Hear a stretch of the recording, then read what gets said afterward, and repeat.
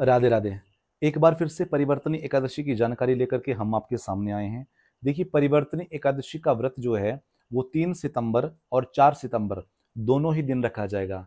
आप एक बात का विशेष ध्यान दीजिए, यदि आप किसी भी गुरु परंपरा से नहीं जुड़े हुए हैं तो फिर आपको 3 सितंबर को ये व्रत करना है।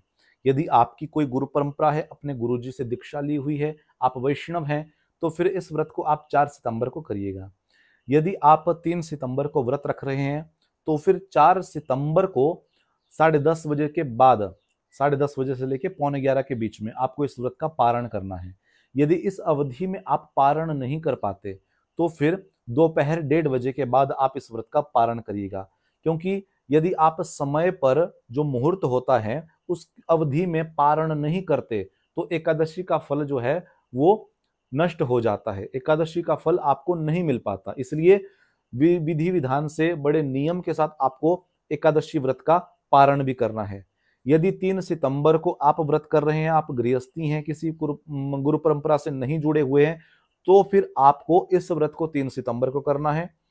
ये परिवर्तनी एकादशी जो है ये 3 सितंबर को सुबह 3:21 पे प्रारंभ होगी और अगले दिन 4:30 बजे तक रहेगी 4 सितंबर को। तो आपको व्रत जो है 3 सितंबर को भी कर सकते हैं, आप व्रत 4 सितंबर को भी कर सकते हैं, इस बात का विशेष ध्यान रखिएगा। यदि आप 3 सितंबर को व्रत करने जा रहे हैं तो एक उपाय जो है वो आपको जरूर करना है, क्योंकि इस दिन भगवान विष्णु अपनी योग निद्रा से परिवर्तन यानी करवट भी लेते हैं और इसी दिन वामन भगवान की जयंती यानी जन्मोत्सव भी मनाया जाता है। तो इस दिन को यदि ये विशेष उपाय आप करते हैं तो निश्चित मानिएगा आपके जीवन में चल रही प्रत्येक बाधा, धन से जुड़ी बाधा, ये दूर हो सकती है। 3 सितंबर को व्रत करते हैं या फिर 4 सितंबर को आप व्रत करते हैं, इस दिन जल्दी उठिए और अपने स्नान वाले जल में थोड़ी सी हल्दी मिलाइए, उस जल से स्नान करिए। उसके पश्चात आपको पीले रंग के वस्त्र धारण करने हैं। ठाकुर जी की सेवा में जब जाओगे तो दूध, दही, घी, शक्कर, शहद और गंगा जल, इससे ठाकुर जी का दिव्य महाअभिषेक आपको करना है। महाअभिषेक करने के बाद में ठाकुर जी की आरती करिए और आरती करने के बाद ठाकुर जी को पुष्पांजलि समर्पित करिए। 11 कमल के पुष्प अथवा 11 गेंदे के पुष्प आप अर्पित कर सकते हैं और अर्पित करते हुए एक मंत्र का उच्चारण करिएगा। बड़ा ही प्यारा मंत्र है, बड़ा दिव्य मंत्र है। मंत्र है गंध द्वारा दूरादर्शाम नित्य पुष्टाम करिष्णिम ईश्वरीम सर्वभूतानाम तमिहोप हवै श्रियम। इस मंत्र का सीधा सा अर्थ है कि हे लक्ष्मी माता, मैं आपका आह्वान कर रहा हूं, आप इस संसार में जहां पर भी विचरण कर रही हैं तत्काल आप मेरे पास उपस्थित हो जाइए और मुझ पर कृपा करिए।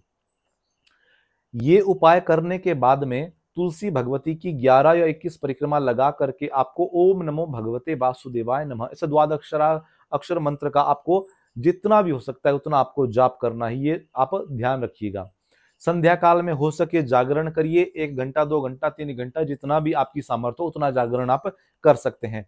अगले दिन 10:30 बजे तक हरिवासर का समय रहेगा और आप जानते ही हैं, शास्त्र कहता है कि एकादशी का जो पारण होता है उसका वो हरिवासर में नहीं करना चाहिए। तो 10:30 बजे तक हरिवासर का समय रहेगा और 10:30 बजे के बाद 10:45 बजे के बीच में ये जो 15 मिनट का 20 मिनट का समय रहेगा, इसी में आप पारण करिएगा। यदि इस अवधि में पारण नहीं करते तो दोपहर 1:30 बजे के बाद फिर आप पारण करिएगा।